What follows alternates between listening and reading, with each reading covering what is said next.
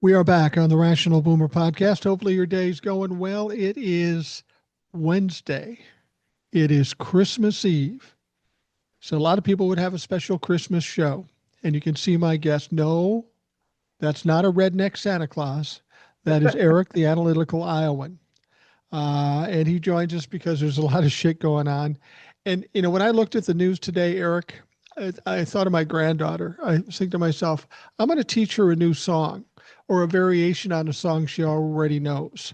And it's going to go, the wheels on the bus are coming off, coming off. I mean, doesn't that seem like that with what's going on with the Trump administration? Things are just fizzling and frazzling out, and they don't seem to know where to fucking turn.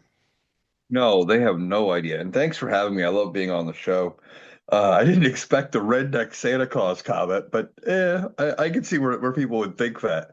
Um, no, it does seem like this thing is falling apart. This is what happens when you get nobody that's competent at what they're doing. No, Donald Trump's not competent. He's not a competent businessman, not a competent politician. He's barely a competent person at this point. Um, you know, if it wasn't for people being around him saying, Mr. President, it's time to eat, we got to go change you now, all those kind of things. I don't know how he'd get through the day. Um, and it's only going to get worse. And I think it's going to get to a point here where Republicans are going to finally say, okay, enough is enough. I've been talking about it a lot over on my show, and I think that Donald Trump doesn't survive until 29 as president of the United States. I think the Republicans make a move.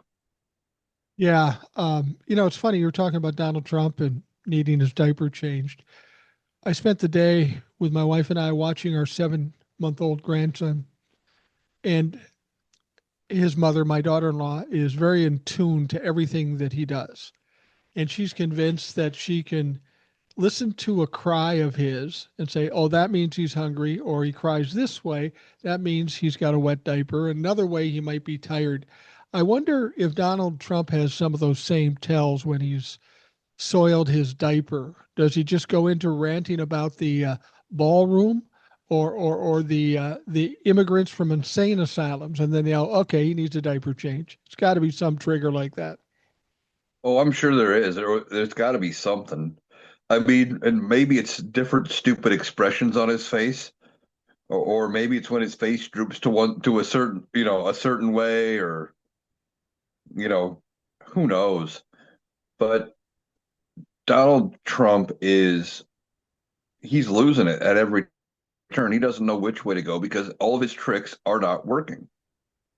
Well, the Epstein files come out, and everybody's disappointed because they just put out stuff that's already been out. They redact things to ridiculous levels. Everybody's going, see, he isn't releasing them. And I said, just hold on a second. The fact that he's releasing them this way or hiding these, this is going to be worse for him than if you released them outright, because it's going to just build and build. It's going to be like a snowball going down a hill. It's going to get bigger and bigger, and they aren't going to be able to stop it.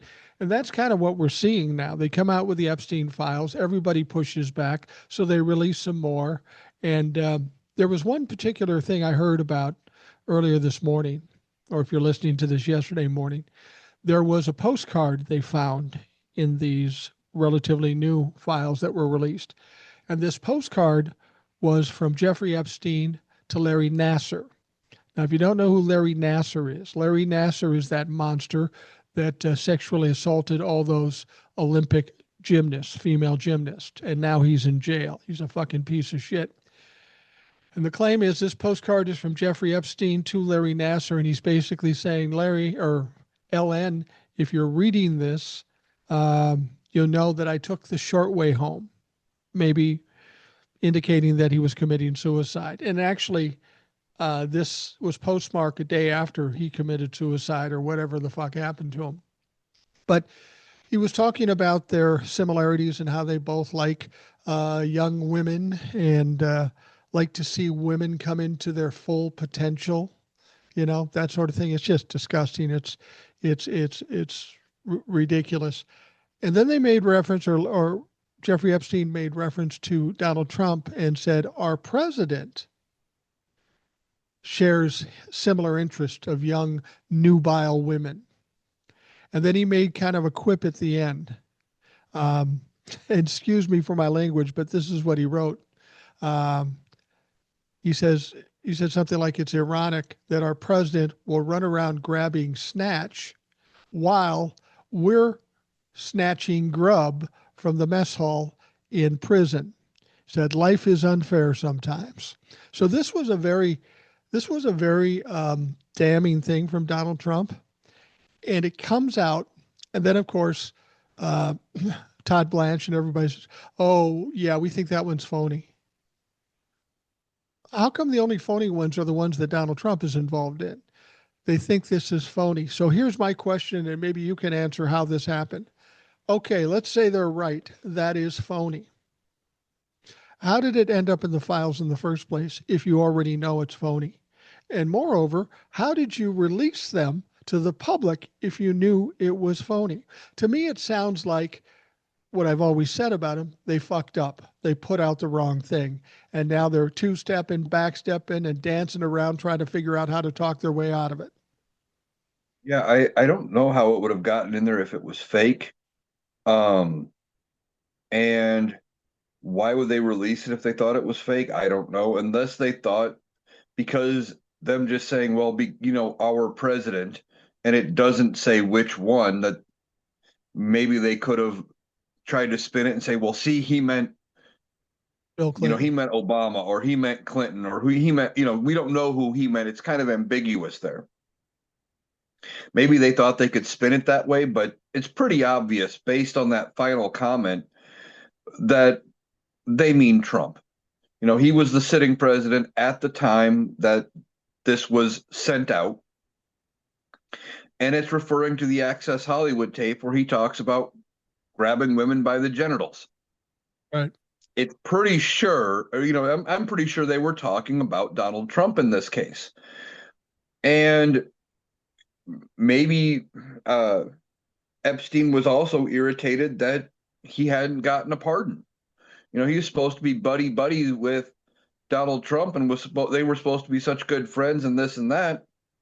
Well, like he said in that final line, he's grabbing grub from the mess hall, and Donald Trump's out doing whatever he's doing. You know, Yeah. this Well, administration is incompetent. well, they are incompetent, and I think they just release this stuff. They have to release it all if they want to be in compliance, and they've already broken the law. But I think this surprised them. It got out and go, oh, we didn't see that one. So then now they have to make up things. We know there was some phony stuff in these files. This alleged video of Jeffrey Epstein committing suicide, that was in the files. That was quickly debunked. That wasn't real. There was a picture of um, Bill Clinton, Michael Jackson, Diana Ross, and three children where they had their faces obscured. They said this was from the Epstein files, tied to Epstein somehow. When the faces are cleared up, it's clearly Diana Ross's son and Michael Jackson's two kids. This wasn't from the Epstein files at all. Had nothing to do with Epstein. It was a promo picture that you could go online right now and Google that fucking thing and get the picture. But they specifically went out of their way to try to implicate Bill Clinton, and they took a picture that had nothing to do with the files. That tells you what kind of people we're dealing with. Oh yeah. And when it's all said and done, what they don't realize is that they're going to be held accountable. You mention it all the time. You and Ed have talked about it. I think you and I have talked about it with Watergate. Maybe Nixon got off scot-free with a pardon, but everybody around him didn't. Right. And these underlings are not going to get off scot-free. They're already talking about some serious consequences for some of these people.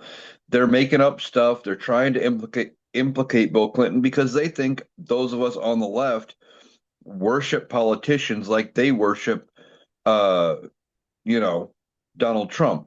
And they've really only ever been this way with two politicians that I can remember. and that was Reagan Yeah. and now Donald Trump. And I think Reagan, it was kind of a you know, he brought him back into popularity, and he swept, and he was this phenomenon that they hoped to replicate. And then Donald Trump comes out and he beats who they probably thought was unbeatable in Hillary Clinton. I think they were okay running Donald Trump because he was a buffoon, and I think they expected him to lose to Hillary, and then suddenly he wins, and they're gaining steam, and they're like, "Oh shit, we're back in popularity again." He's picking us up, so that's why they worship him, because he did the unthinkable. But we're not that way with Clinton. We're like, okay, and if Clinton's in there, you know, give him the chair. We don't care.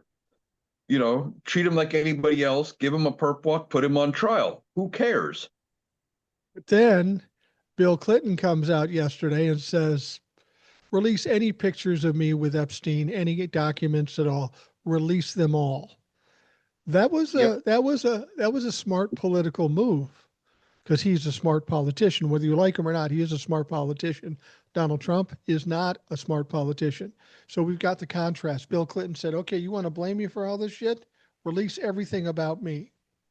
That should be a trigger to Donald Trump say, well, then I'll do it too. But he won't because he knows he's going to be implicated very quickly if this stuff is revealed. He's already implicated now with what's already been revealed. Right. And I think I've seen multiple people have different takes on Clinton and what he's actually doing in regards to um, him saying, "Well, release everything." Either he's gotten to a point that he just doesn't care anymore, and he's like, "If I'm going to go down for it either way, let's get it over with. Release everything. Charge me if you're going to charge me, and let's go." Um, or he's gotten to a point where he thinks he's still untouchable because he's always gotten away with it. So he says, "Hey, release everything." And much like Donald Trump, he's going to be Teflon, and nothing's going to stick to him. Or there's really nothing there. And the thing about it is, Bill Clinton, um, how old is Bill Clinton now? He's maybe 80, 70, 78, I think, 78, maybe 79. He's younger 79. He than was born Donald in, Trump. yeah, just barely. 79 years of age. He hasn't been president for 25 years. He's whether he was culpable in these things or not, we should check that out. But in terms of a political status, he's a non-issue. I mean, the only thing that they're the only person that they're going after is a guy who hasn't been in political office for 25 years, is going to be 80 years old, and that's all they've got. The big difference is we have a sitting president of the United States that could be implicated in this stuff. So that comparison, this is all about distraction and diversion. The interesting thing about releasing these files, of course, it could expose those people who were involved in the criminal activity that Jeffrey Epstein sponsored, and that's compelling, and people want to know. But this is also absolutely illustrated an actual crime that has been committed. Because if you remember Pam Bondi, Kash Patel, everybody in the Democrat or the Republican Party and the Trump administration said, yeah, there's nothing here. There's no way we could do any further prosecution. There's nobody else to expose. They flat out lied about this. This, without question, is a cover up of a magnitude we haven't seen before. Not even Watergate compares to this cover up. So these people have now exposed themselves for being the criminals who they are because they are in the midst of a cover up. They lied about what was there because now that we're seeing what little we've seen, there's plenty to talk about. We know there's 10 co-conspirators, and we can probably figure out some of these co-conspirators. And I was listening to Lawrence O'Donnell talk about this. One of Jeffrey Epstein's closest partners is a very, very wealthy man from Ohio. Les Wexner. He owns retail outlets and stuff. He's very, very wealthy. He's a billionaire. Now, when you look in the paperwork that came out, and he's very tight with Epstein, has been from the beginning. When you look at they don't give the names of the 10 co conspirators, but they give kind of brief descriptions. And one of those co conspirators, a very wealthy man from Ohio. So who do you think that fucking is? Les Wexner, number one. And whoever the other nine are, we don't know, but we could probably figure it out over time. It's but for Pam Bondi and all these people to say, "Oh, there's nothing here. We can't do any more. The case is closed." That was a flat out lie. Yeah, they're lying straight up about it. They're doing it to protect one man. And like we talked about just a little bit ago, when it came to Watergate, the cover up was worse than the actual crime itself. Right. And that's what's going to happen here. These people are going to ultimately be held accountable. Now, I don't know if this is 100% true or not. I haven't fully looked into it, but I've seen other people talking about how the crimes that Epstein and others would have committed on his island, etc., that because it involves moving underage girls and children across state lines and territory lines and things like that, that there is no statute of limitations. So we Right. can still go after them, and it could be up to the next attorney general after. I don't want to say after Pam Bondi, but after the Democrats take over again, because I still don't think Right. I don't think Pam Bondi makes it to the end of this term as Attorney General, and I don't think Donald Trump makes it to the end of the term until So I think JD Vance is going to pick somebody else, but it's going to be up to the Democrats to put in somebody tough, an attack dog, if you will, to go after everybody. And it can't be somebody like Merrick Garland who is going to sit on his hands and go, "Well, I can't be political." No, motherfucker. I don't care if they're a politician. I don't care if they're a billionaire. Every last name in those files needs to be held accountable. They need to go to trial if possible. And about the only thing that should keep them from trial is if they are completely bedridden at this point and minutes away from dying. Yeah. As we're watching this, these things just dribble out. One thing I noticed the first time it comes out, they try to gaslight and hoodwink us by giving us nothing. They get a lot of pressure. They start running around. Now they start putting out more stuff and they start making mistakes because they got to pull stuff down or they got to try to divert about something they've released.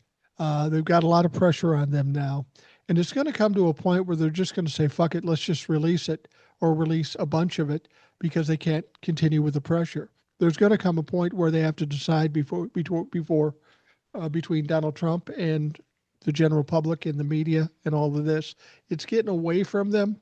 Donald Trump went on Truth Social and went on a rant about the New York Times and how they're horrible and how they're an enemy of the country and stuff. He didn't specifically talk about the Epstein files, but that's where it was coming from. Yeah, I didn't necessarily make the correlation about the files, but that makes sense. Um, that it was Epstein file related. But he comes out and says that they're a national security threat. Well, no, they're not a national security threat. And what's he going to try to do? Get their license taken away or try to sue them into oblivion or some bullshit? It ain't going to work.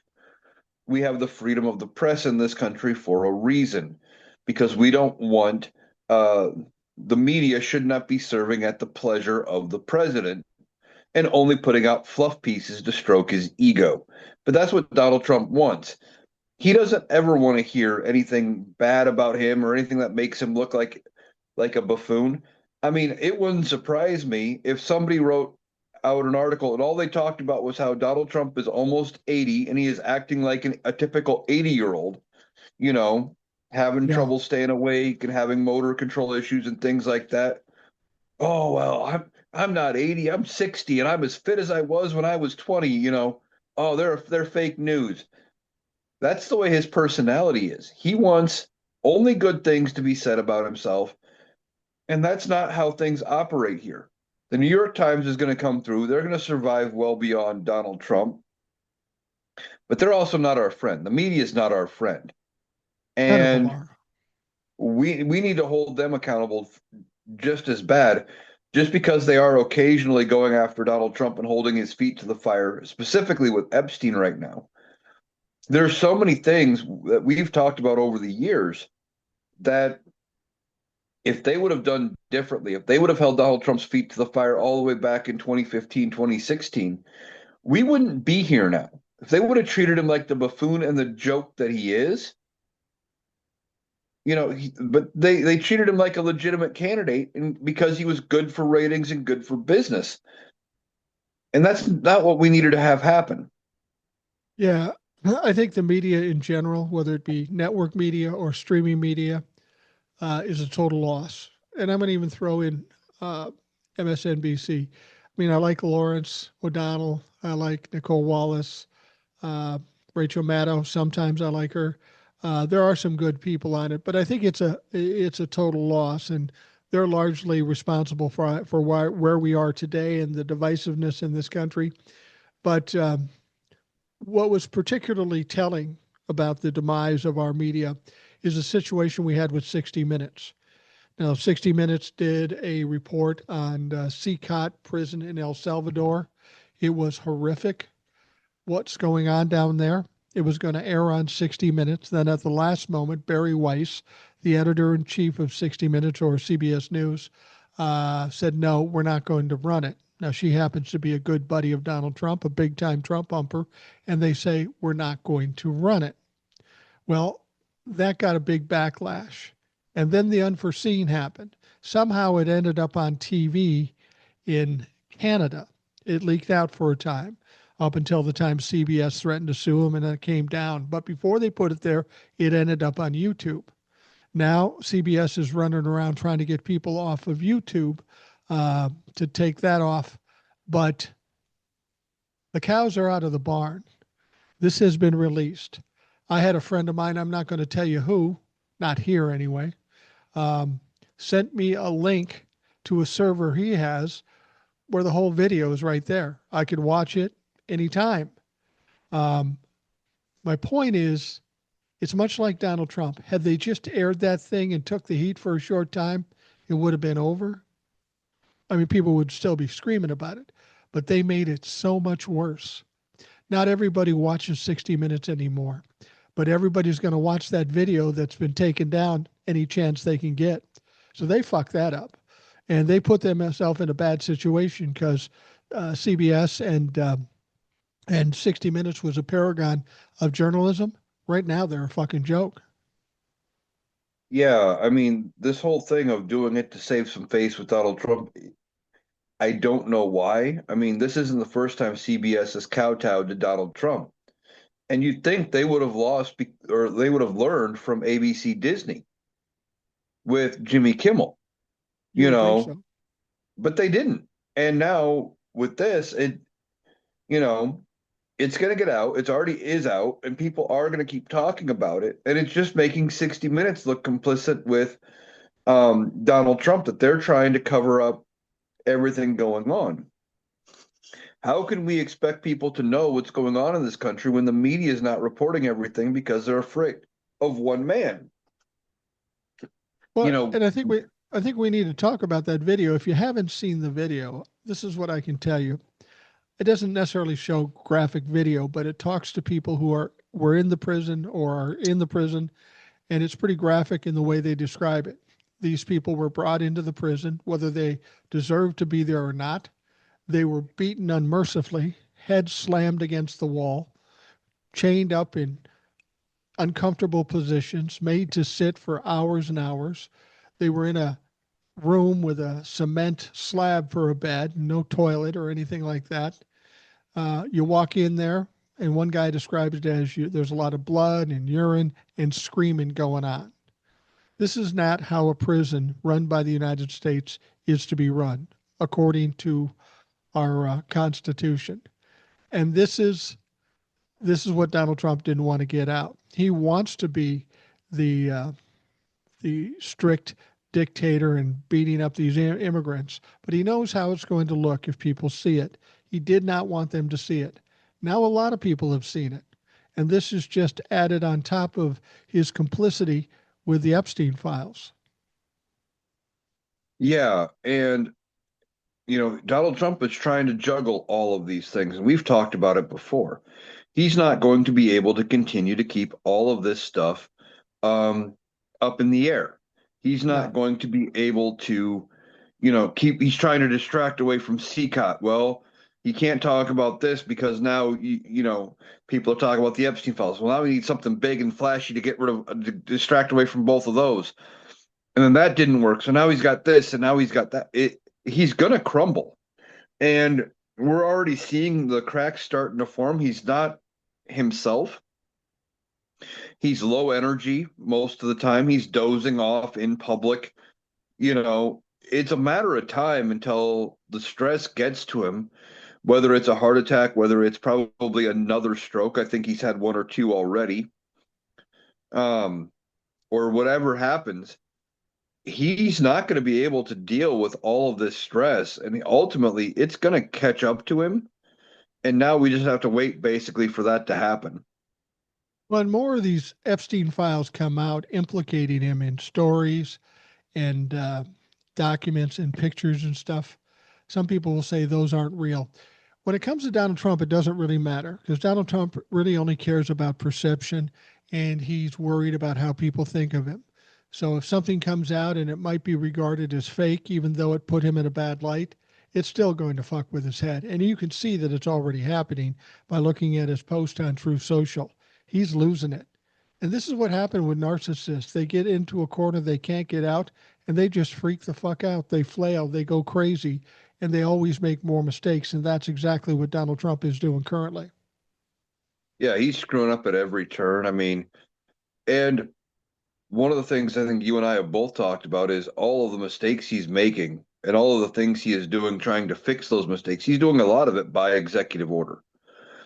Yeah. And those are easily changeable once he's gone, and they're very quietly changeable so that even JD Vance can kind of do it in the background. If he doesn't make a big deal about it, some of this stuff can go away. But Donald Trump is just, he's flailing and he's desperate at this point. It wouldn't surprise me if, we talked about his public address to the nation and whether or not it was maybe AI generated. Well, I was thinking maybe it's not that it's AI generated, but maybe they put it through AI to Yeah. bump up the energy, to make him look like he's in better shape because he thinks if he looks tougher and stronger, that it'll scare somebody, right? He still thinks he's got this, oh, if I just glare at you the right way, you're going to do what I want. And he never really had that uh, actual ability. It was just that people around him were kowtowing to the position he was in, not him specifically. They didn't want to be publicly fired from being an aide to the president or a cabinet position or whatever. So they said, yeah, sure, whatever you want. And he thinks he's got this magical effect with people. And I think he's coming face to face with the reality that no, he doesn't. Well, Donald Trump, his whole life, from the time of being a little child to being president of the United States, he's been surrounded by yes people. Yeah, Donnie, that's brilliant. Yeah, Donnie, that will work. And so he's unaccustomed to people pushing back, questioning him. And he's in a position now where the media, in some cases, and certainly the general public, are pushing back against him. And it's totally foreign to him. He has no idea what to do. He talks about the polls in his favor, but he knows, the people around him know, that the polling is absolutely horrible. In terms of the Epstein files, 81% think that the way the Trump administration is handling it is bad. 81%. That's Democrats and Republicans. They can try to wish it away, they can try to rant it away, but it's not working. And they're getting more frustrated every day because it's getting away from them. It's getting away from them, and they don't know how to control it. I mean, Stephen Miller went on some interview, and he's been kicked off a couple of interviews because he loses it when he's on there.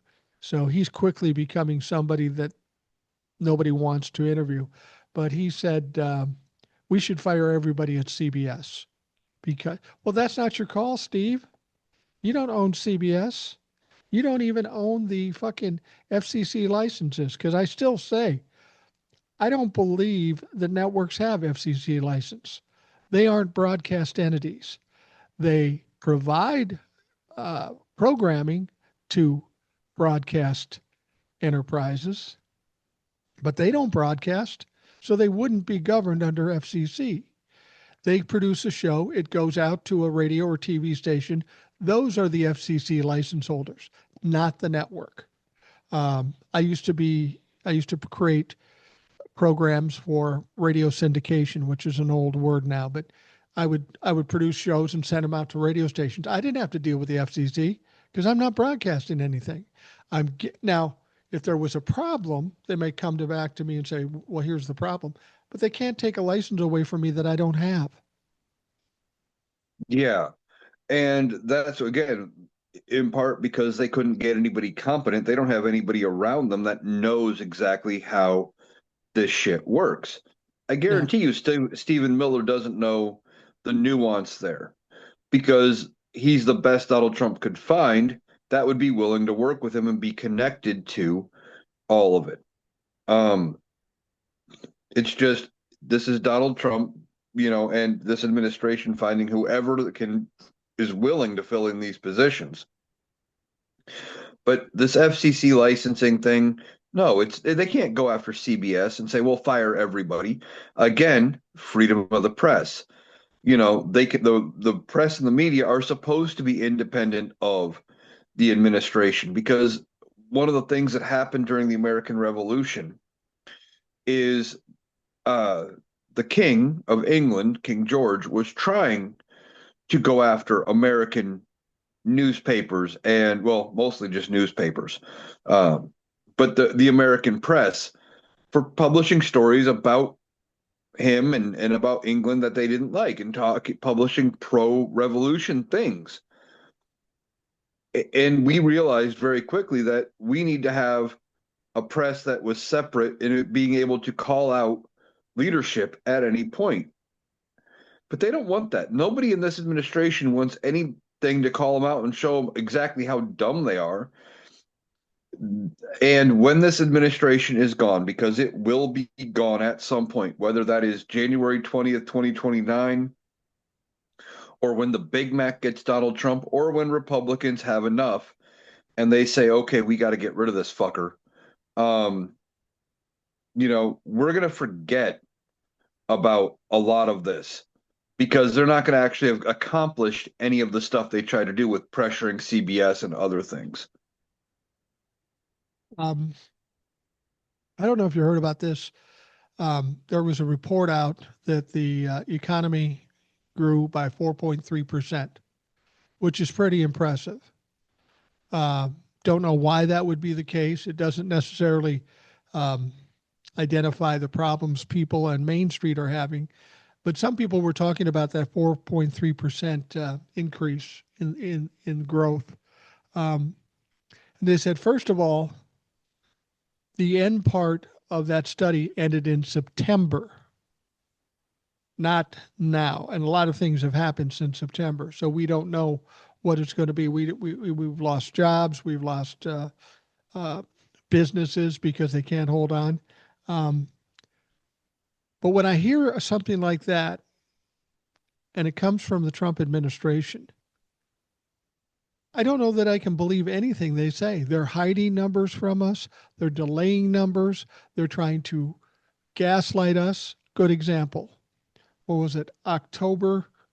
Maybe it was October. They lost 115,000 jobs, and in December they gained 60,000 jobs, and they were cheering for themselves because they gained 60,000 jobs in December. But if you take November and December, they were actually minus 55,000 jobs.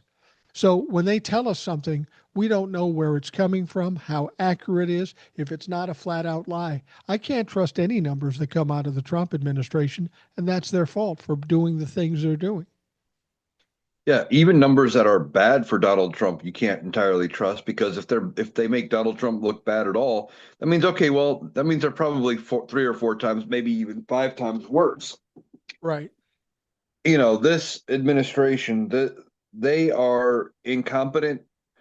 They they're covering up for how bad it really is. And the Republican Party is going to have to do a lot to recover from Donald Trump, Yeah. from this Oh, administration. This isn't going to be a quick and easy fix for him. It's not going to be, oh, well, Donald Trump's gone now. We're okay. Everything's great. Everything's hunky dory. No, it's going to be Donald Trump is gone, but we have to figure out how to rebrand and rebuild and fix our reputation so we can be considered trustworthy again and good for the economy again and everything. The cracks are showing when people think that Republicans are good for the economy. This is the time where it's actually not working. It's worked before because the economy was never allowed to get this bad. Even right. Donald Trump in his first term, for the most part, he just let it ride. He just said, "Yeah, fuck it, it's fine. We're going to go ahead and let it ride. It'll be okay." Well, um, He could have done in that this telling term too and been fine, but he refused to do that. He went in destruction mode. exactly, he came in and he had to have his fingers into everything, and he changed everything, and he started tinkering with this and tinkering with that, and next thing you know, he's got everything wrecked from almost day one. It might have been day three when he started putting tariffs on and fucking with stuff, but close enough. I think you're Whereas he absolutely really, right. I think you're absolutely right in the idea that Republicans cannot recover from Donald Trump. They have to go as far as rebranding, rehabilitation, come out as a new entity. They can't continue the way Donald Trump has gone, especially if Donald Trump is no longer in charge. They can't continue down that track because it just doesn't work. And there's nobody strong enough to take over like he did. So the Republicans are literally going to have to be a totally different brand when Donald Trump is done. yeah, I mean, they may still be Republicans, but they're going to have to come out and definitely show that they've gotten rid of MAGA. MAGA is going to be something you never hear of again after Donald Trump is gone.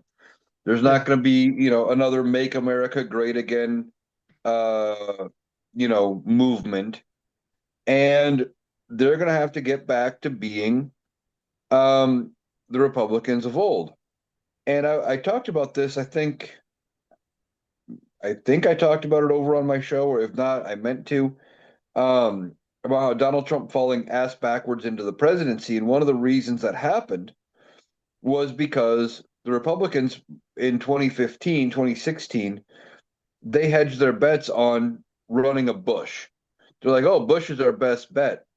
And they were running Jeb Bush, thinking, well, we'll get rid of Obama, we'll go back to Bush, everything's going to be fine. We can run on the Bush legacy, et cetera. And that they realized quickly that wasn't the case. And I don't know who they run, to get away from Donald Trump. They don't really have a rising star. And who is going to want to follow this dumpster fire?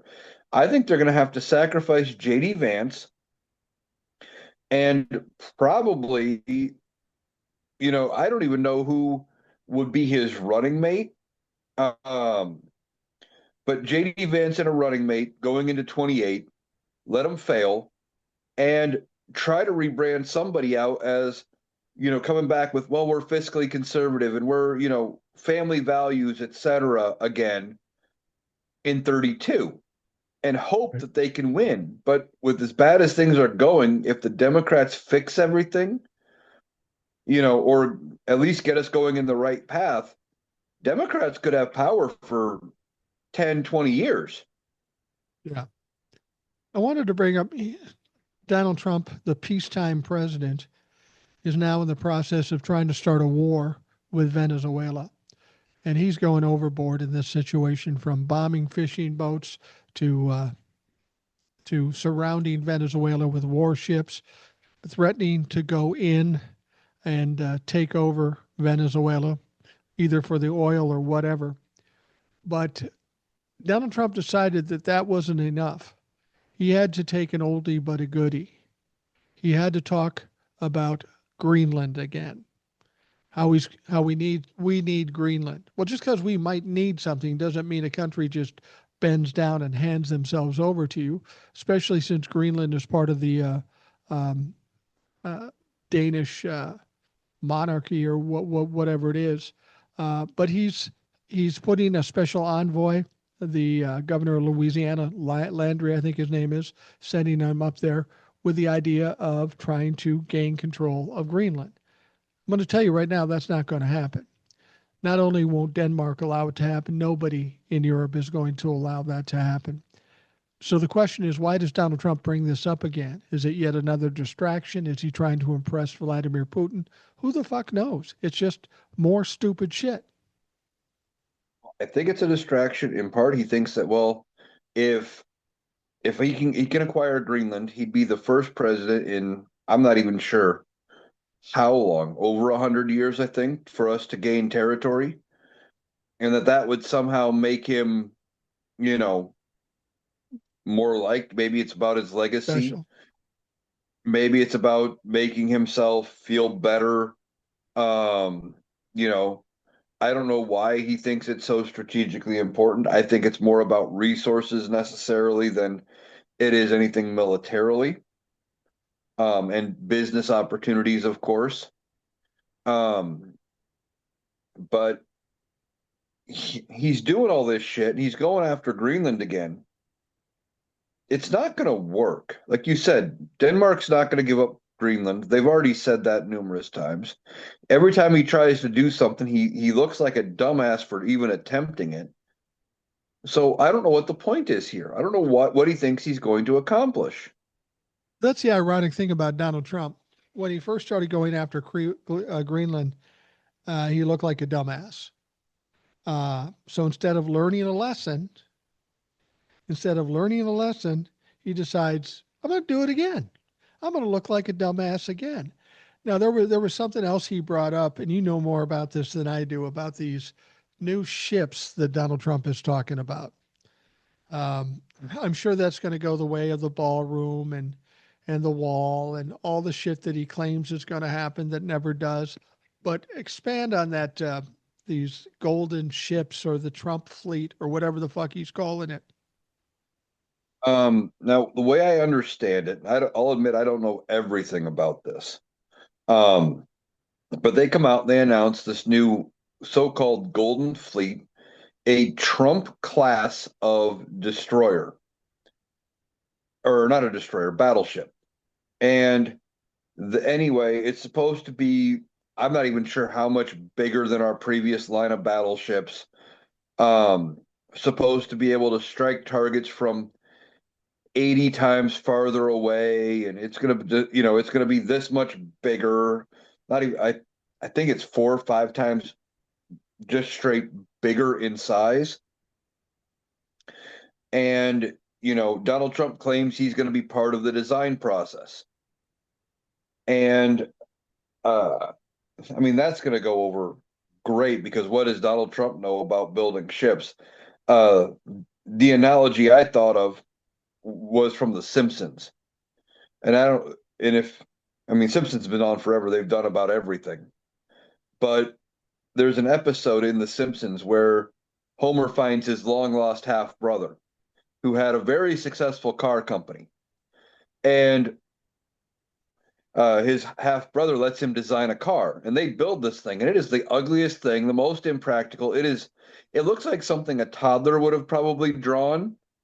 Yeah. And the half brother puts all of his money and all of his resources into designing this car, and it's going to be the new car of the future.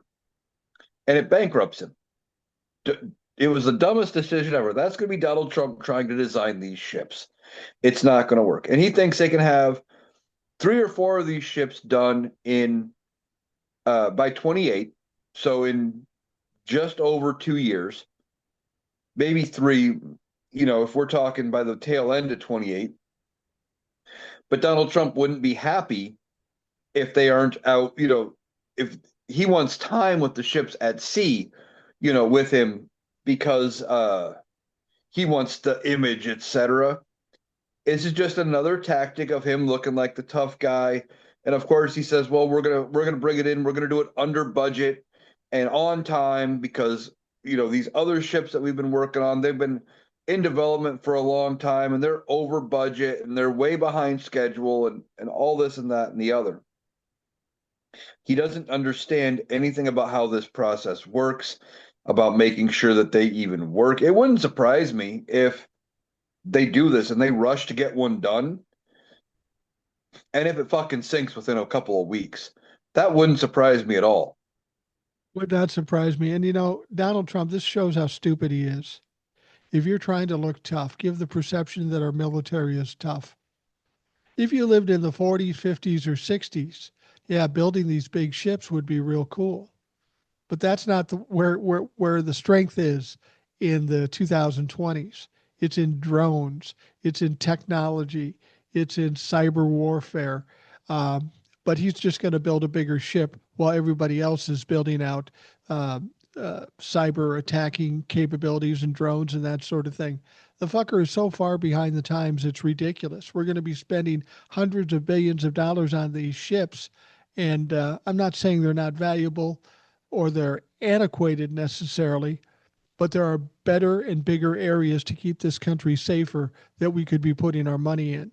But Donald Trump likes this because it's something he can see and he can run around telling people, well, I've got the biggest Navy in the history of the country, whether or not does any good to save any of us. Yeah, the other thing I thought about with this was it reminds me of the presidential election between Mitt Romney and Barack Obama.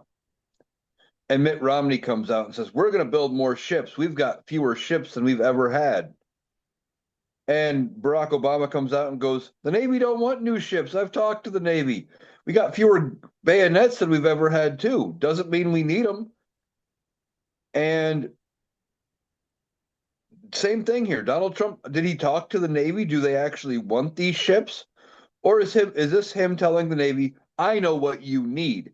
Like you said, we're into drone technology and we're into other forms of warfare. Just my ship is bigger than yours isn't the way things work anymore.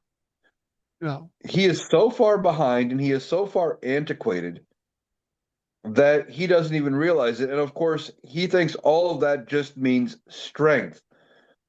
He, if he had more than a brain cell and a half, he might actually be dangerous. But luckily for us, he just looks like a buffoon.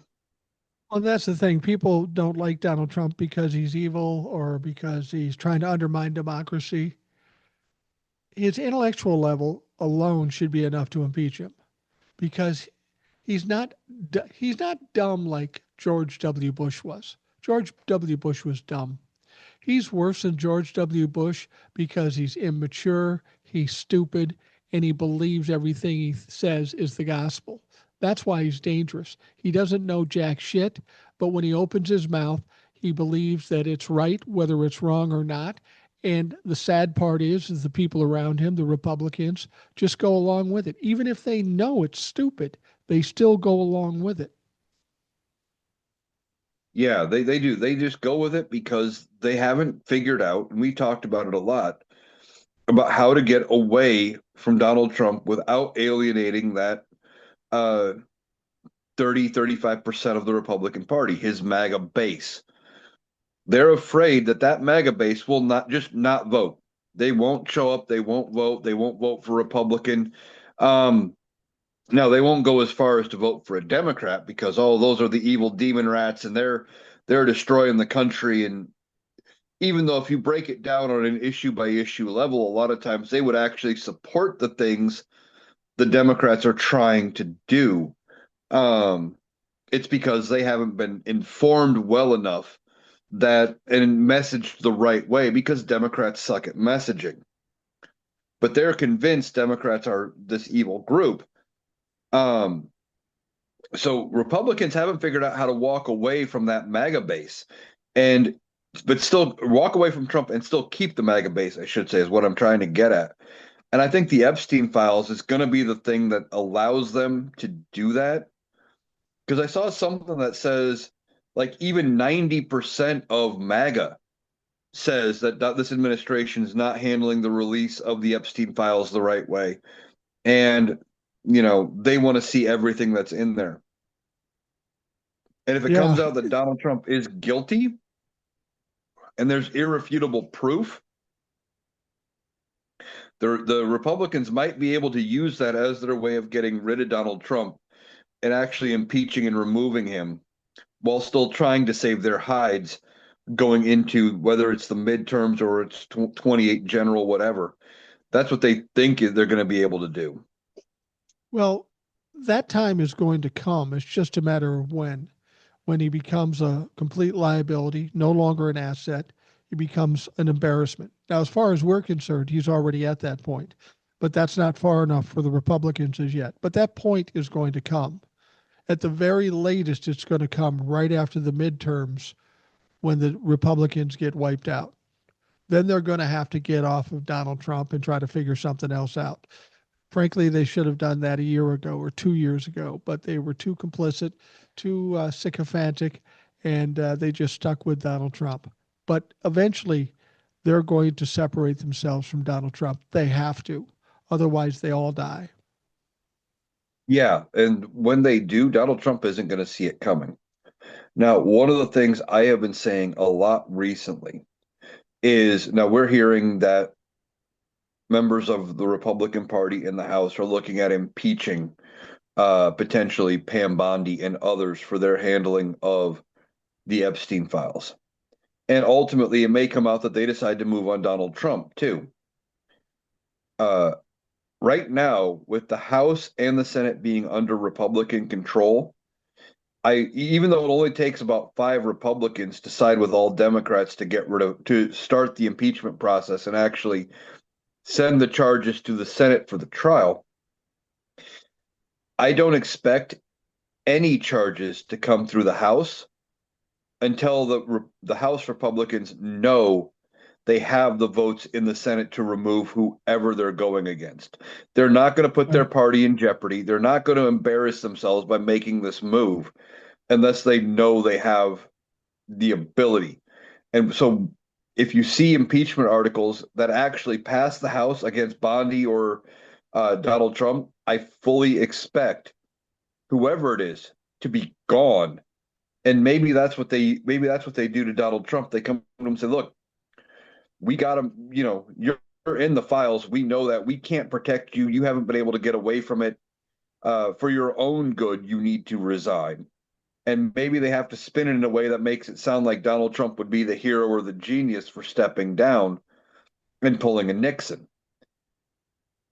I don't know if he does it because I don't know if he's in his right mind enough to understand it, but that might be their play. I wanted to bring this up because this was a surprise. The Supreme Court yesterday decided that they were going to block Trump from deploying the National Guard to Chicago.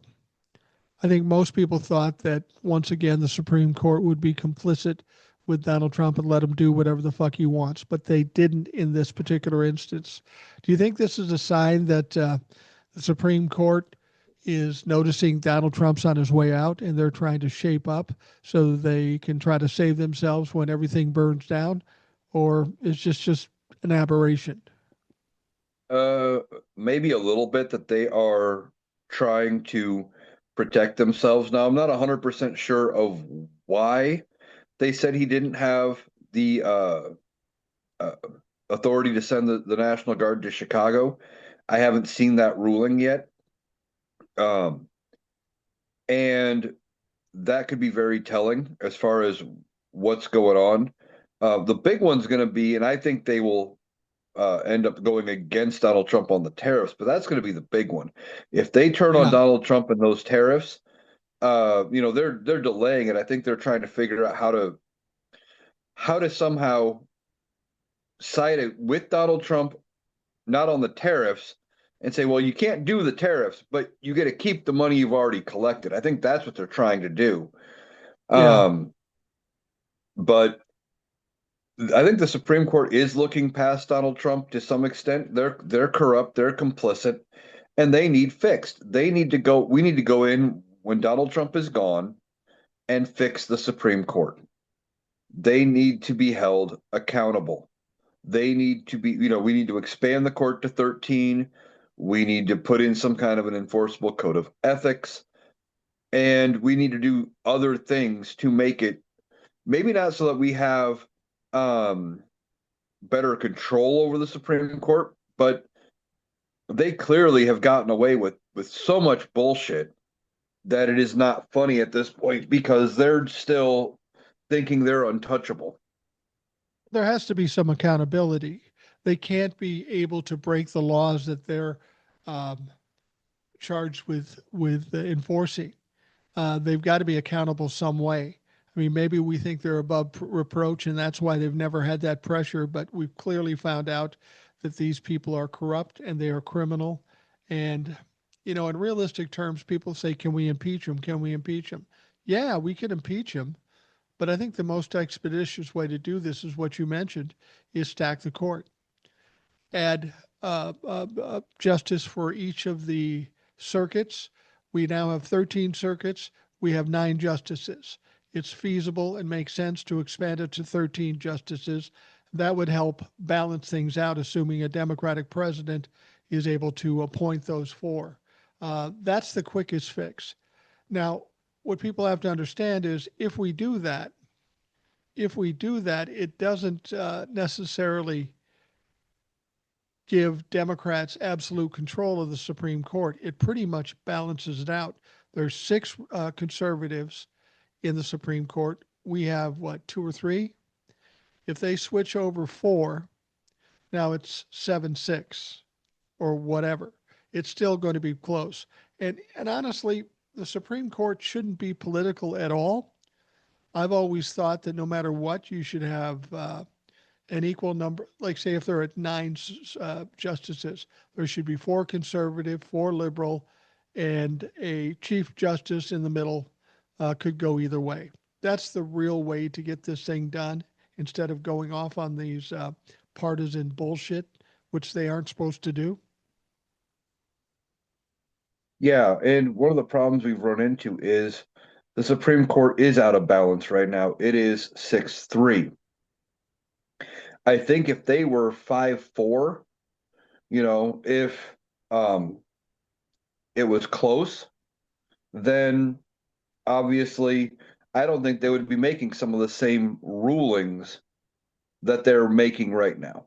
Because they have that extra vote leading conservative, they think that gives them some kind of pressure or not pressure, cover because they can say, well, see, this ruling comes out 6-3. Well, that's 2/3 of the court. It was a decisive Yeah. ruling.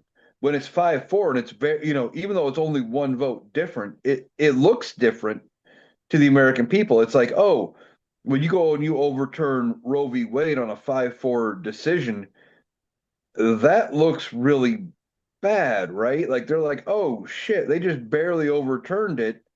And it's, oh, that, well, it looks partisan and makes them look bad. Whereas having that one vote difference changes everything. And we can blame Mitch McConnell for that. They fucked around with effectively 2 of the 3 appointees that Donald Trump put in.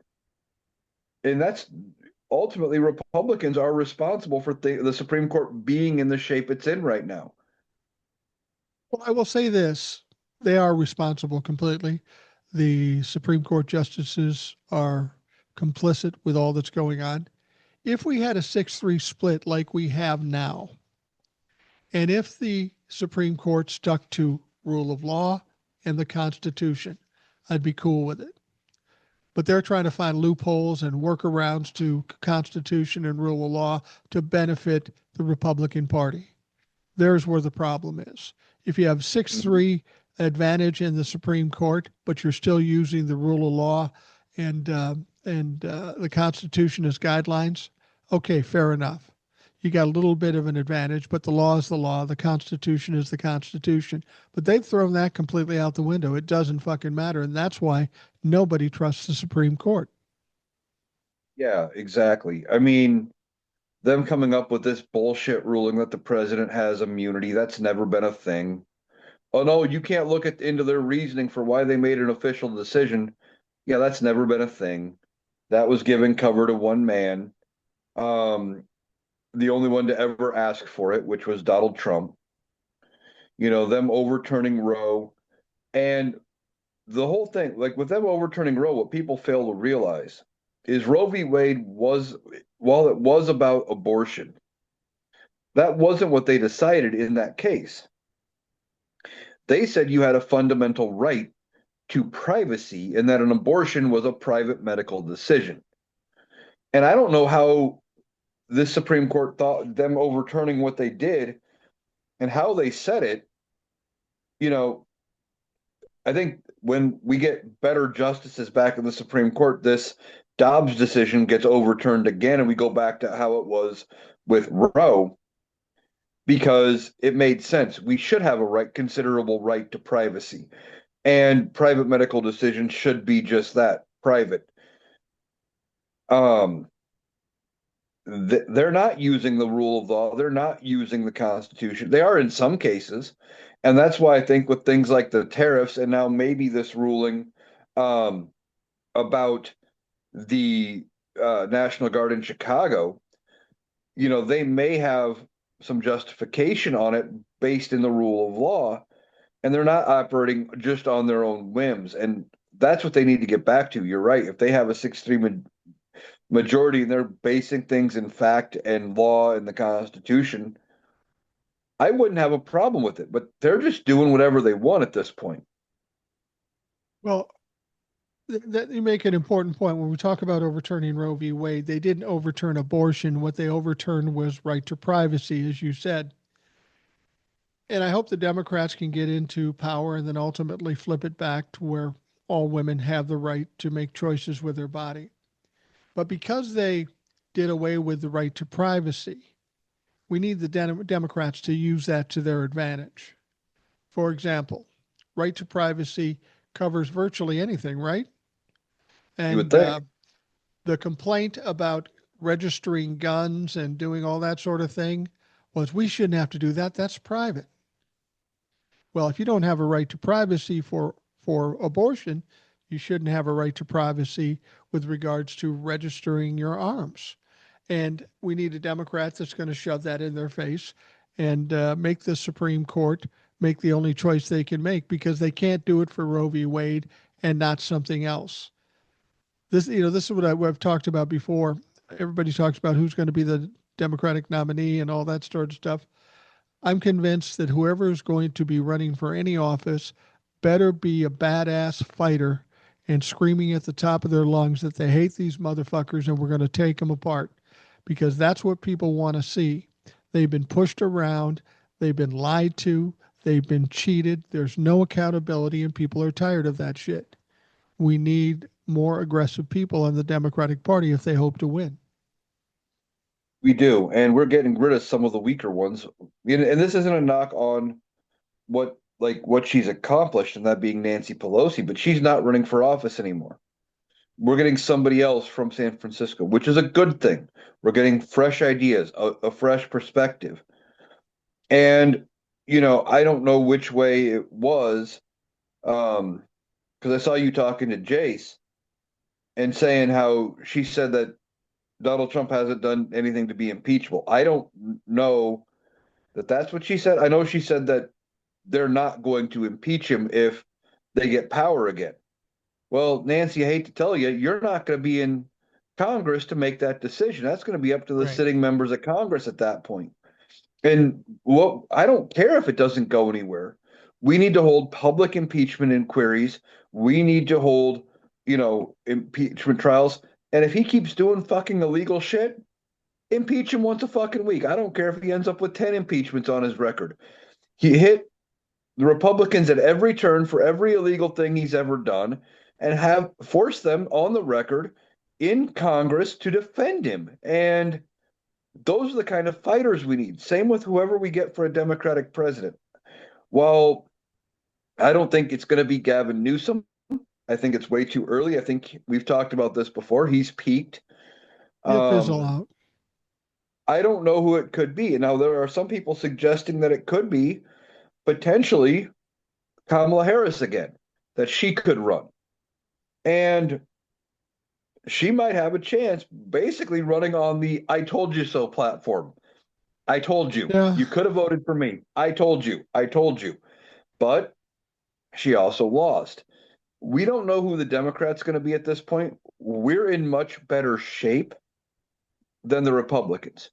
We could rally behind Kamala Harris, Gavin Newsom, Shapiro, Gretchen Whitmer, um, Tim Walz, Ossoff, Roy Cooper, Bashir in Kentucky, and that's just a few of them.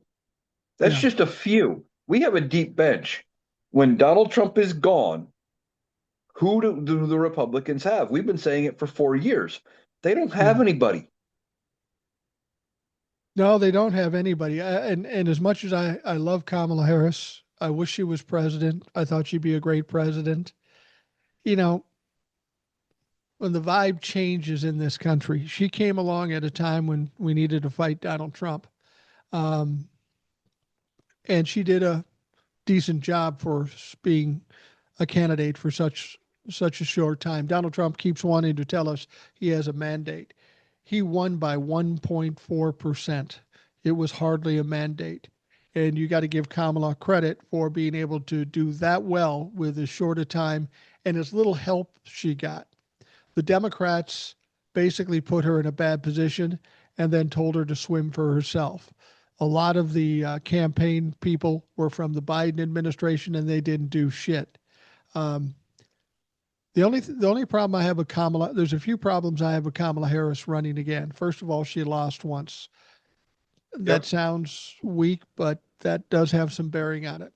Secondly, we found out this country is far more racist and far more misogynistic than we imagined. I don't know that a black woman is going to be the best choice to run for president. I'm not saying it has to be a white male, but a black woman who kind of gives the vibe of being establishment. We have to remember the people who are going to be voting in 2028 are the millennials and Gen Z. They're going to be the main group of people voting. They're going to have the most votes. We're going to have to turn it over to them and let them decide who they want. Maybe it's AOC. Maybe it's Andy Bashir. I don't know who it is, but people like me, the old guard, the boomers, if you will, are going to have to step back and say, do your thing. You do what you think is best because the future is yours. It's not mine. Yeah, exactly. And I've talked about it before. I think with Kamala Harris, where the Democrats screwed her over. And while I see the logic in what they did, because by keeping Joe Biden in as president for the last 6 months of his term, it allowed her to have the freedom to run all over the country and campaign like no other. Because let's Right. be honest, the vice presidency doesn't really have a lot to do. You know, yes, they're supposed to be in charge of the Senate, but they don't even show up all the time for the Senate, only when they have to break a tie. The other thing they do is wait for the president to leave office, basically, to pass away or to resign and take over when there's no president. Those are the two big things the vice president is supposed to do. Right. If Joe Biden had resigned instead of just quitting the race and said, you know what, you guys are right, my health isn't great, I'm going to step aside, we would have gotten past some of the complaints about electing Kamala Harris because she would have already been in the role. That election would have gone so differently if she Yeah. would have been running as the incumbent president and not the vice president trying to shore up, the legacy. And she could, if Joe Biden had actually fully resigned, she could have maybe talked bad about some of the things Joe Biden did because and say, well, he's a great president. I disagree. Here's where what I'm going to do different, and then start doing things different. And it would have set her up apart from uh, Joe Biden. I But you're think right. that We need to pick somebody. I think the Democrats did to her pretty much the same thing they did to Bernie. I think they did the same thing. They fucking abandoned him. They let him float. They didn't want Bernie in because he was too progressive, and they didn't want Kamala in because there was no primary. They just abandoned both of them at the peril of the country, at the peril of the party, and that's what's so frustrating about the Democratic Party. They will undermine themselves just to make a point, and that's got to stop. Now we're seeing younger candidates come up, more progressive candidates come up, and that seems inevitable since we've got younger voters coming up. But the establishment is really working hard to push back on these younger, more progressive candidates. Do you think the progressives will be strong enough to overcome these establishment fucks in this new midterm election in 26? Um, Maybe actually. Especially in some of these races where they like I know you and Jace were talking about it, and I think you and somebody else were talking about it, about how like in Texas they've got a Democrat in every district running. Right, You right. know, when before they were just giving them away, saying, "Well, we can't win there anyway. We're not going to try."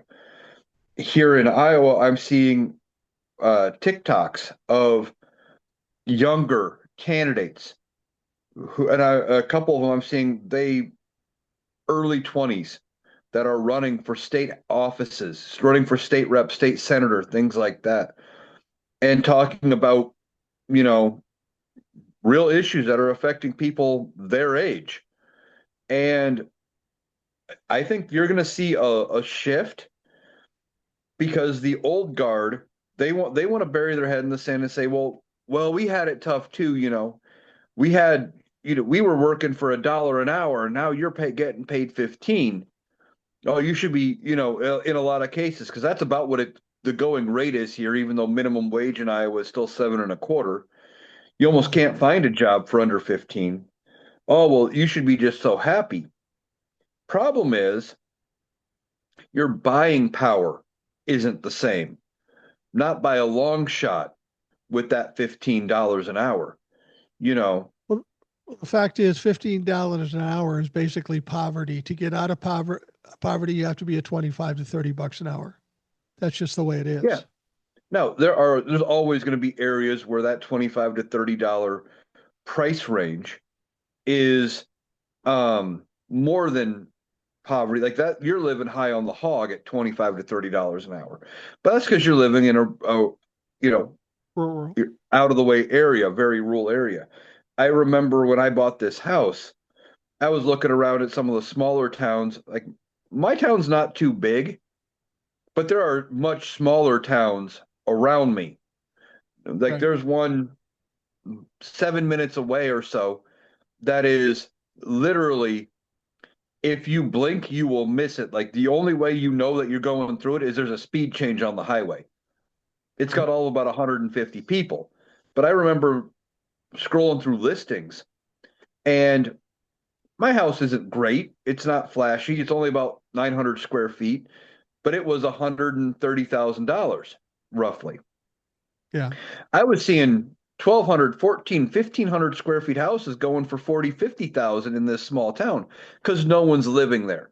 And sure, $25 an hour would, you if you're living there, it's going to be good money. You're going to be, but you're traveling everywhere to get everything you need. There's a reason. Um, and sure, maybe it won't work in California. Maybe California still's got to be 30, 35, $40 an hour, whatever that number is. But we got to do something to make it better for people and make it so we can afford to live. And I think you're going to see a major shift in how, like with these younger people, when they're coming out talking about, hey, I just got out of college. I'm saddled with $120,000 of college debt that I'm not going to pay off before I'm retired unless I get help. You know, I understand where you're coming from. It's going to make a difference in how people vote. The older guard wants to bury their head in the sand. And it reminds me of something my mom told me. Now, she told me back in the 70s when she graduated high school, she had an opportunity to go to college and get, a degree and do something else with her life. And she ended up being fine. She made a decent living. And while it wasn't a flashy or high profile job of any kind, she made good money doing what she ultimately ended up doing. But when she was talking to my grandfather about it, and he said, well, you've already got a full time job lined up as soon as you graduate, and you're already making better money than I was when I retired, or what I am making with while I'm working. He goes, you don't need that expensive college to go do whatever. You're doing just fine as is. And that's what some of these older generation are looking at it. They're going, well, I only got paid this little bit. Well, you should be just fine. They don't know what the real world is like anymore because they've had their house for 20, 25 years, 30 years, maybe even had it paid off. You know, they're living in an entirely different monetary system than the younger people. So when we Absolutely. shift to these younger politicians, you're going to see a major change in how things are done because there's not going to be that big gap in how they view reality is going to change how the lawmakers do everything. Yeah. Yeah. That's where the problem where, everybody talks about the economy's good or the economy's bad. You can talk about the stock market, you can talk about the GDP. That doesn't affect people on the mainstream uh, as much. GDP's going up. You got AI. We haven't gotten any numbers since September. I'll wait for the next couple of months to see where it goes ultimately. Uh, but I'll give you an example. In mid 90s, my wife and I buy a house. We got two kids. It's about $135,000. Nice house, 3 or 4 bedrooms. It's in the suburbs, a nice suburb. Okay.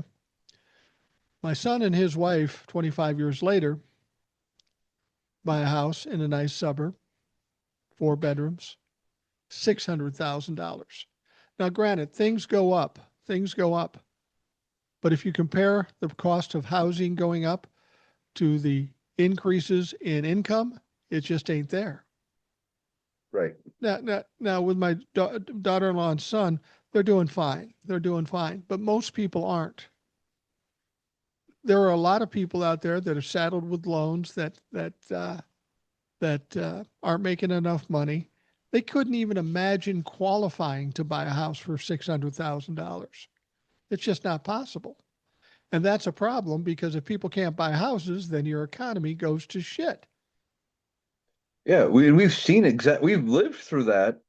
Not that people couldn't afford to buy houses, but look what happened in 2008 when they were getting everybody who shouldn't be qualified into Right. these subprime prime loans for stupid cheap interest, and they were getting all kinds of uh people who then could afford the low payment, but then they hit that balloon payment and suddenly they got screwed and they got foreclosed on.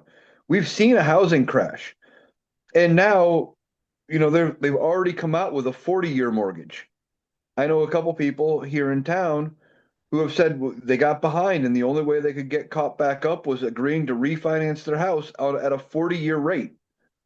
Yeah. Well, 40 years on a home loan is, I mean, 30 is already ridiculous. Now you're talking 40, you know, and that's even before your interest rate change and everything else. It is way too high. And now they're even talking a 50-year loan. Well, all that does is help the banks. It helps no one. We need to figure out a way to get more people into home ownership, to lower the price of housing, whether that's grants or whatever. And maybe it's changing. I don't know how they change the qualifications. Um, but it's getting to the point where it's unbearable, but then rent isn't any cheaper. In fact, a Right. lot of cases, rent's higher than what you're paying for your mortgage. And then you're just supposed to go, well, I'm paying the high rent anyway. So approve me for the loan. And the bank goes, but you're not making enough money. But I'm making that same dollar amount payment month after month, and you can see I'm making it. Yeah. There's got to be something to give, or we're going to face a major economic crisis. And I think the younger politicians are going to recognize that. And I think we're going to get some help, but it's going to take time. Well, if you want an illustration of how the housing market is affected by the way the economy works for Main Street right now, back in the 70s, 80s, maybe even the 90s, you saw people buying their houses when they were in their 20s, mid 20s, maybe late 20s at the outside. But now the average person buying a house is in their 40s or 50s, their first house. If that isn't a red flag, I don't know what is. How old were you when you bought your first house? Late, 30, 30, my late 30s. I have to stop and right. think, actually, 38, I think. Okay, 38 years 37, old. 38. And by standards today, that's young. And that's crazy. You got to get to middle age before you can afford a house. That doesn't uh, that doesn't bode well for the future of the economy and the housing market with all these young people coming in. People bitch about Social Security with all us old folks getting in. There's going to be a glut of people on Social Security and they don't know how they're going to handle it. But when they all die off and these young people are the only ones buying houses and they can't qualify or they can't afford it, that's a problem. It's a problem they should look at now. Yeah. And, you know, like you said, it's about a 20-year difference from when people used to buy houses to when I even bought mine. Well, 30-year Yeah. loan, I remember when I signed the paperwork on the loan, I'm thinking to myself, man, if I don't pay this thing off ahead of time, I'm going to get it paid off just in time to retire, just in time. I won't be able to enjoy any of that, you know, difference. Whereas if you bought your house in your early 20s and you pay it off in 30 years, you're paying it off in your early 50s, and you don't retire till you're almost 70, you got about 20 years where you're not making a home loan. You're not having a mortgage payment. And when you're supposed to be making the better money in your life, Right. it doesn't make a lot of sense. We got to do something to fix it. This is going to be affecting the economy long term because I'm going to be almost retired or retired before this thing's paid off. And then it's going to be just figuring out how to survive the rest of whatever I've got left after that, you Well, know. people in their late 40s and 50s should be at a point of trying to set themselves up to retire. They got to be thinking about retirement. They got to think about equity in their house. They've got to think about investments and stuff. But if they've got mortgages that are expensive, school loans that they can't afford, and prices going up, you don't have the opportunity to set yourself up for retirement. And again, that just makes another potential disaster when you guys age out. Yeah, and you're talking about setting up for retirement. I remember, you know, 20 years ago working with somebody who was almost at retirement age. And, he had his house paid off and was in really good shape. But he didn't need to be working, was working because he liked to work and wanted Yeah. something to do, still working full time. Well, we were talking about how much, you know, he was putting almost 50% of his paycheck, he said, into his 401k for retirement. He goes, I don't even need it. He goes, I'm doing it because I can, because I don't need this money. I'm surviving on what I've got. Right now, granted, I'm a little ways away from being to where he was at age wise, but the thought of putting more than just the minimum that my company matches scares the shit out of me at this point. I don't know if I can afford to up. Oh, you can't. I mean, that's just not feasible. They're not paying you enough in the first place, and then you want to take half of it and put it away, and it's just not possible. Uh, people don't. Uh, People don't have that opportunity. I mean, we're looking at people right now living paycheck to paycheck. That's terribly stressful. It makes things impossible to do. You have no discretionary money. I mean, I think that's the real issue we have in this country. You can talk about the economy, the stock market, and all that shit, but if people on Main Street can't afford their bills every day, especially now with prices going up, there is the economic problem. And that's the economic problem that needs to be answered. Exactly. Everybody is basically one major disaster, whether it's a home repair if you own your home, whether it's a auto repair, whether Yeah, no matter what it is, if you're all of a sudden get a $5,000 bill, that's insurmountable to a lot of people. They don't know what the fuck to do with that at this point. It's a scary proposition, and people live on the edge all the time, knowing that one little thing happens and they've got all kinds of trouble. yeah, exactly. I mean, when you're sitting there going, well, if I count my pennies and I cut these 4 or 5 items for my grocery bill this week, I can pay my light bill next week. That's that's terrifying for a lot of people. And I work with some people who are in that position. They're like, they're sitting there going, well, I don't know what I'm going to do. I don't know how I'm going to be able to come up with this or with that, but I don't qualify for any of the assistance programs because I make too much. Right. And it's like, I don't know what to tell you. The answer comes back to get a different job, work more, and that's not always an option. Yeah, like a lot of people, I've been in that position when I was younger, where you're just uh, uh, borrowing and to pay something else off to juggle, and you're working your ass off to juggle everything to keep the lights on and keep everything working. Uh, it's stressful to do that, and it never lasts. Eventually, it crashes. Eventually, it's a disaster. And I hate to see people being put through that. I've been through that before where it was just incredibly stressful, just trying to balance things.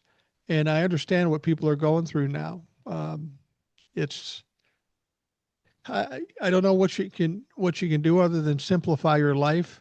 But then again, once you simplify life, then you've got nobody buying shit in this economy. This is why the answer is help people with the slave-like debt and help them to make more money. Hmm. And that's what's going to cultivate the middle class into uh, continuing to carry this fucking country on its back. Yeah, exactly. When you got to deal with all of it, and I know multiple people who have tried to juggle everything and ultimately it fails. They're stretched every way they can. And you can't keep balancing that. We have to do something to fix the economy here for everyday people. And trusting a billionaire to do it isn't the way to go. You got Donald Trump, and this isn't necessarily a knock on all billionaires because there are some that came from nothing that are still doing good work and who could be billionaires if they wanted to be, but they're Right. not. Like somebody I just saw a video just a day or two ago was talking about Dolly Parton, who she could be a legitimate billionaire if she wanted to be. But she's not because she spends a lot of her money doing good things with what she has access to, helping Right. with this charity, helping with this group, doing this, doing that, because she knows what it's like to grow up with nothing. And she's Right. trying to help where she can. And, but trusting a billionaire like Donald Trump, that he's got your best interest at heart, it's like going No to the way. strip club and thinking the stripper, really cares for you. Yeah. The minute you're of Pretty. no use, they they want nothing to do with you. He doesn't care. We need I don't somebody have. in there younger. If you go into a strip joint and thinks the stripper really cares about you, now I don't have personal experience with this, but I've heard that that you go in there. It was like I told my son when he was turned 18. He said, We're either going to the casino or going to the strip joint. Which way should we go? I said, go to the casino. He said, why? I said, because you're going to go to the casino and you're going to lose some money. You go to the strip joint, those girls are going to take all your money. So don't. If you're cool with losing all your money, go ahead. But that, that's exactly right. And it's the same with the billionaires. They're going to pat you on the head, act like they like you, and take all your money. They do it over and over. They've done it for decades. Why people get sucked into that stupid trap every time, I don't know. But these people don't care about you. They only care about filling their pockets and gaining power. And if you struggle, what the hell? Long as I'm good, doesn't matter. Exactly. And we need to fix the middle class. We need to fix the lower classes, help them out, get them financially stable. And that's how our economy thrives. That's how we get things working better in this country. And if the Democrats work on a policy like that and they come out swing and actually do it and make it work, that's how come Democrats were in power for 20 years after the Great Depression, or well, not after the Great Depression, but after FDR gets in after the Great Depression started. Is they got people to work. They were putting money in people's hands. They were trying to protect people, and they put in the social safety nets and all of those things. And the Republicans just go, we got to get rid of that. We got to get rid of that. We can't have that. Why? Why can't you? Because as we've talked about before, Democrats would feed 100 people to make sure 100 people have food. Republicans would feed nobody out of that 100 people to make sure the one person who didn't qualify or shouldn't get access to that free food doesn't get access to that free food. Their priorities are all completely fucked around and backward. And I don't know how to fix that with them, how to make them see that they're thinking about it the wrong way. Well, if you want a perfect illustration, we had the Depression in the 30s, 20s, and 30s, right? Republicans controlled Mm-hmm. everything. It was the most horrific financial time in this country's history. After the Depression, or while the Depression was going on, FDR comes in. He goes very progressive. He goes very liberal. He taxes wealthy people. And it's common knowledge that people look at the 50s and early 60s as kind of a golden era where things were going well. People had jobs. One person could work and raise a family and send kids to college and buy cars and buy houses. You went from depression to a very progressive effort in Congress and in the presidency, and we had uh, great financial times. If it worked then, it will work now, and that's why I think uh, as bad as it is right now, coming out of this, we may be going more progressive than anybody imagines, especially Nancy Pelosi and Chuck Schumer. Yeah, you're right. And if, like, as I keep saying, if they do it right, they could end up in power for 20 years, like what happened with the Democrats in the right after the Great Depression. Now, I do know it did in part take World War II to fully bring us out of the Great Depression. True. And that kind because it was a big influx of money into the economy. You know, you're building ships, you're building guns, you're scrapping metal for bullets and all of this stuff. But we could still do something like that without doing a war. You know, Biden tried, he started things with like the Infrastructure Act, putting money out in the economy to build roads and bridges and things. The CHIPS Yeah. Act, putting money in the economy to build manufacturing plants and grants and things to start making computer chips here. Donald Trump comes in, tries to eliminate all of it because he doesn't want to give somebody else any fucking credit for anything. We Right. need somebody in Exactly. that is going to have a vision like Joe Biden that to build to put the money into the economy. And then we have to make sure nobody else like Donald Trump gets in who's willing to wipe it all out to feed their own ego. Yeah, and I think that's where the young people coming in are going to be the more visionary and more looking to the future and more paying attention to tech. I mean, the AI bubble that may help with. I mean, that's part of the reason why the growth was so much in September. But we've got to get the old people out. We got to get the young people in, and it's looking like that may be starting to happen. And so that's good news. I'm going to wrap up the Rational Boomer podcast. Eric, thank you very much for coming in. Merry Christmas to you and Merry Christmas to everybody out there as we're sitting here on Christmas Eve. Yeah, Merry Christmas to everybody out there listening. And I want to remind everybody, if you are looking for my content, you can find me on TikTok at Analytical Iowan, over on Blue Sky at Analytical Iowan, Spotify at Analytical Iowan, or over on YouTube, also on Analytical Iowan.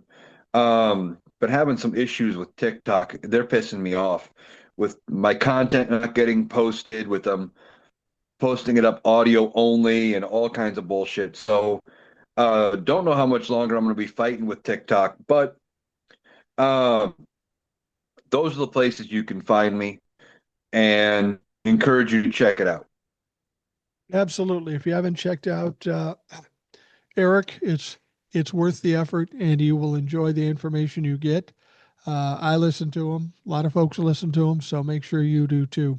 For those of you listening to this show, thank you for taking the time to do that. Hope you have a great day, a great Christmas Eve, and a great Christmas. And people are probably saying, will we do a podcast on Christmas Day? Probably. Yeah, probably. It'll probably be just me talking about text and some stuff. It may not be a full hour, it may be less than an hour, but I made the commitment to be here every day. So I will be here tomorrow as well. I don't know what it'll be, but I'm sure all the people that are normally guests on the show have lives, so they probably won't be here, and that's fine. We can get through it on our own. So thank you very much for listening. We'll talk to you again tomorrow.